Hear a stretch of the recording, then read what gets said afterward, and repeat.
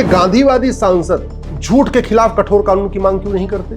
सत्य उनका मूल मंत्र था। फिर ये समाजवादी सांसद और विधायक भारत में समान शिक्षा लागू करने की बात क्यों नहीं करते? Social justice, economic justice, political justice तभी संभव है जब भारत में जुडिशियल सिस्टम अच्छा हो, जस्टिस विद इन ईयर लागू हो। अपराध तब कम होगा, शोषण तब कम होगा जब कानून का खौफ पैदा होगा। कानून का खौफ तब पैदा होगा जब नियम कानून अच्छे होंगे। आपने आज तक किसी भी गांधीवादी, समाजवादी, अंबेडकरवादी, लोहियावादी, सेकुलर सांसद विधायक को घूसखोरी, कमीशनखोरी, दलाली, कटमनी के खिलाफ संसद में आवाज उठाते सुना क्या?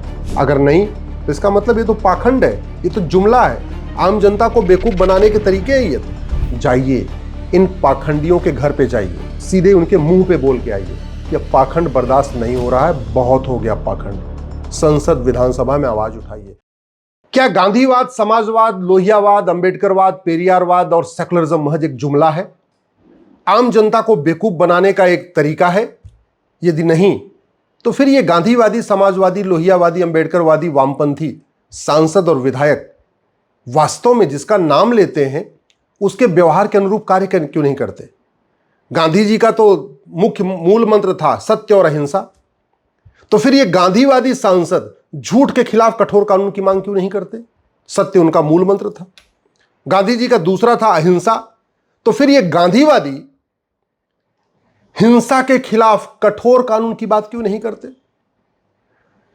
लोहिया जी पूरे जीवन ये कहते रहे कि गरीब अमीर की किताब एक होनी चाहिए, समान शिक्षा, सबके लिए समान शिक्षा होनी चाहिए, मंत्री और संतरी की किताब एक होनी चाहिए, ये पूरे जीवन लोहिया जी ने कहा। फिर ये समाजवादी सांसद और विधायक भारत में समान शिक्षा लागू करने की बात क्यों नहीं करते? बाबा साहब अंबेडकर तो पूरे जीवन जस्टिस की बात करते रहे, social justice, economic justice, political justice.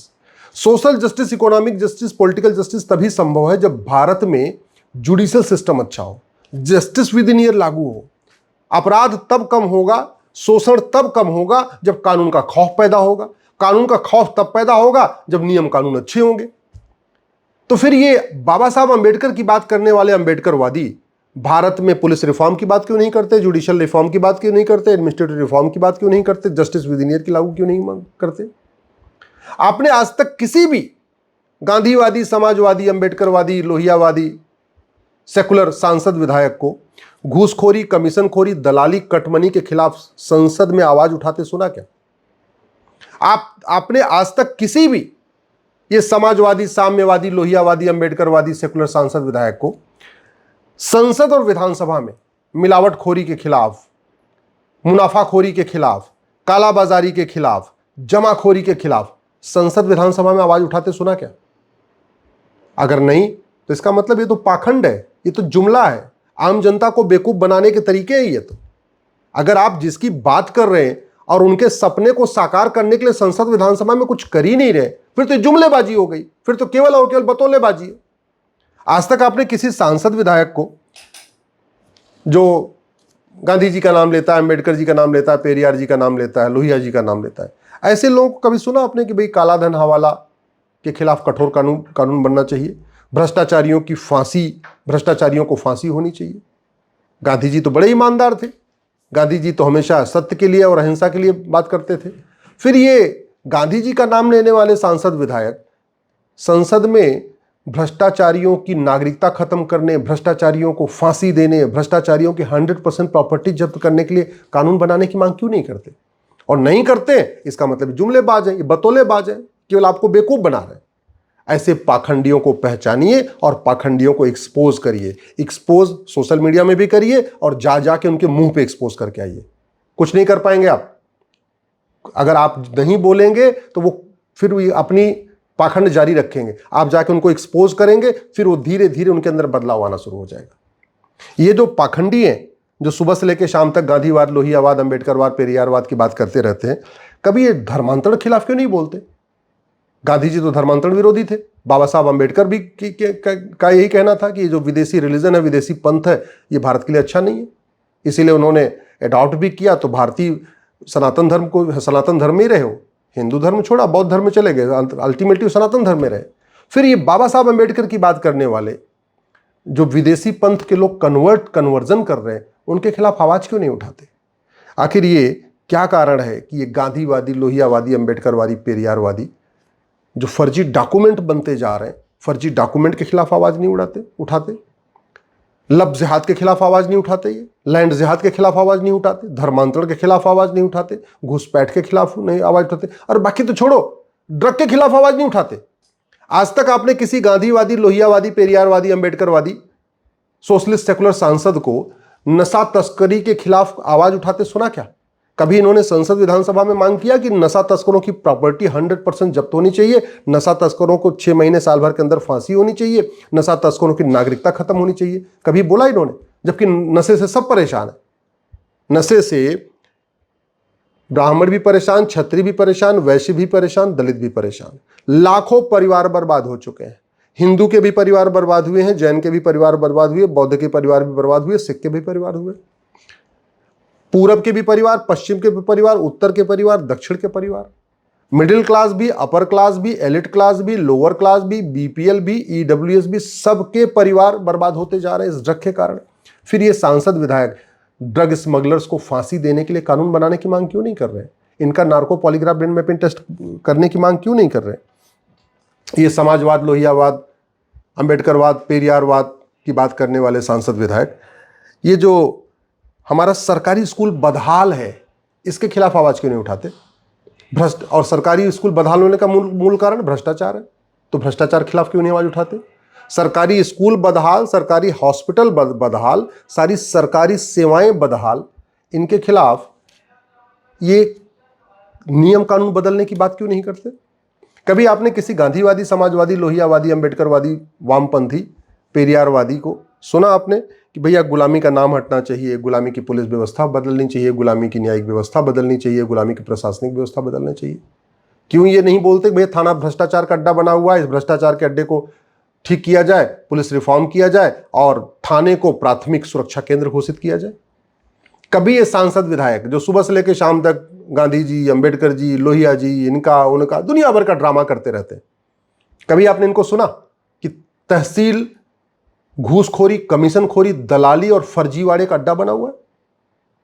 इस तहसील को कैसे प्राथमिक न्याय केंद्र बनाया जाए, प्राइमरी जस्टिस सेंटर बनाया जाए, इस पे कभी इन्होंने चर्चा किया क्या? नहीं। और आप भी इनके जुमलों में फंसे रहते, आप भी इनकी बतौलेबाजी में फंसे रहते, आप भी इनके तू मैं आरोप प्रत्यारोप में फंसे रहते, आप बोलते नहीं है, इसलिए वो कुछ कर ही नहीं रहे। जाइए इन पाखंडियों के घर पे जाइए, पाखंडियों के सीधे उनके मुंह पे बोल के आइए कि अब पाखंड बर्दाश्त नहीं हो रहा है, बहुत हो गया पाखंड। संसद विधानसभा में आवाज उठाइए। हमारा थाना भ्रष्टाचार का अड्डा क्यों है? सिंगापुर और जापान में थाने में भ्रष्टाचार क्यों नहीं है? सीधे उनके मुंह पे पूछ के आइए। जाइए अपने सांसद विधायक से पूछिए कि हमारे यहां न्याय क्यों बिक रहा है, हमारे यहां थानेदार, पेशकार, लेखपाल, पटवारी क्यों लूट रहे हैं, जापान, सिंगापुर में ऐसा क्यों नहीं होता? पूछ के आइए उनसे। अगर फिर वो इधर उधर की बातें करे तो बोले ना ये नहीं, सीधे सीधे आप सवाल का जवाब दीजिए कि भारत में मिलावटखोरी के कारण लाखों लोग मर रहे हैं, इस मिलावटखोरी का क्या इलाज होगा? जब तक 2 करोड़ लोगों को सरकार घर बना के देती है 5 साल में, इस 5 साल में 10 करोड़ बेघर पैदा हो जाते हैं। अपने इस सांसदों विधायकों से पूछ के आइए जनसंख्या नियंत्रण कानून कब बनेगा? अपने सांसदों विधायकों से पूछ के आइए जस्टिस विद इन ईयर कब लागू होगा? अपने सांसदों विधायकों से पूछ के आइए ये गुलामी की टैक्स व्यवस्था कब खत्म होगी? अपने सांसदों विधायकों से पूछ के आइए गुलामी की न्याय व्यवस्था कब खत्म होगी? अपने सांसदों, पाखंडी सांसदों विधायकों से पूछ के आइए कि ये जो गुलामी के नाम चल रहे हैं ये कब हटेंगे, गुलामी के निशान कब हटेंगे? अपने सांसदों विधायकों से पूछिए कि गुलामी की कुरीतियां और गुलामी की कुप्रथाएं कब खत्म होंगी? अपने सांसदों विधायकों से पूछिए कि गुलामी की शिक्षा व्यवस्था कब बदलेगी, भारतीय शिक्षा व्यवस्था कब लागू होगी? भारत में समान शिक्षा थी, राजा दशरथ और सुमंत एक साथ पढ़े थे, कृष्ण और सुदामा, एक गरीब एक अमीर, एक साथ पढ़े थे, भगवान श्री राम और निषाद राज, एक गरीब एक अमीर, एक राज परिवार का एक निषाद परिवार का, एक साथ पढ़े थे। ये व्यवस्था भारत में कब लागू होगी? उनसे पूछ के आइए। अपने सांसदों विधायकों से पूछिए कि संविधान के किस पन्ने में मदरसा लिखा हुआ है, ये मदरसा क्यों चल रहा है? पूछिए अपने सांसद विधायक से। अगर वो पन्ना दिखा दें तो एक बार हमें बताइएगा सोशल मीडिया के माध्यम से, मैं उनको जवाब दूंगा। वो अपने सांसद विधायक से पूछ के आइए ये मजहब के आधार पर नियम कानून कब तक चलेंगे? भारत का संविधान तो कहता है मजहब के आधार पर कोई नियम कानून होना नहीं चाहिए। अपने इन पाखंडी सांसदों विधायकों से पूछ के आइए कि ये मजहब के आधार पे वक्फ बोर्ड और वक्फ ट्रिब्यूनल क्यों चल रहा है। भारत के संविधान में तो वक्फ नाम का शब्द ही नहीं है। अपने सांसद विधायक से पूछ के आइए, ये मजहब के आधार पे अल्पसंख्यक मंत्रालय और अल्पसंख्यक आयोग कब तक चलेगा। भारत के संविधान में न माइनॉरिटी डिफाइन है, न माइनॉरिटी कमीशन लिखा हुआ है, न माइनॉरिटी फेमिनिस्टी लिखी हुई है। भारत के अपने सांसद विधायक से बोल जाके कहिए कि 1947 में मजहब के आधार पर विभाजन हुआ था, फिर मजहब के आधार पर लोन क्यों बांटा जा रहा है, मजहब के आधार पर वजीफा क्यों दिया जा रहा है, मजहब के आधार पर कोचिंग क्यों खुल रही है, मजहब के आधार पर स्कूल क्यों चल रहा है, मजहब के आधार पर कॉलेज क्यों चल रहा है, मजहब के आधार पर यूनिवर्सिटी क्यों चल रही है। पूछे अपने सांसद विधायक से। मैं एक चीज़ आपको बता दूं, मैं आपको बीमारी बता सकता हूं, मैं आपको इलाज बता सकता हूं, दवाई बता सकता हूं। जैसे डॉक्टर क्या करता है, डॉक्टर के पास आप जाते हैं तो डॉक्टर आपको बातचीत करता है, बातचीत करके आपको क्या समस्या है वो बता देता है और उसके लिए दवाई लिख देता है पर्चे पे। डॉक्टर के पास दवाई होती नहीं है, आपको दवाई जाके कहीं और लेना पड़ता है। तो मैं भी आपको भारत के खतरे बता रहा हूं, उनका अस्थायी समाधान बता रहा हूं। इलाज इसका संसद में होगा, विधानसभा में होगा। आपको दवाई उन्हीं से जाके मांगनी पड़ेगी, सांसद और विधायक से। वो नहीं दे रहे हैं क्योंकि आप उनके पास जा नहीं रहे, और एक बार जाने पे नहीं दे रहे हैं तो 2 बार जाइए, 3 बार जाइए, 4 बार जाइए, 5 बार जाइए।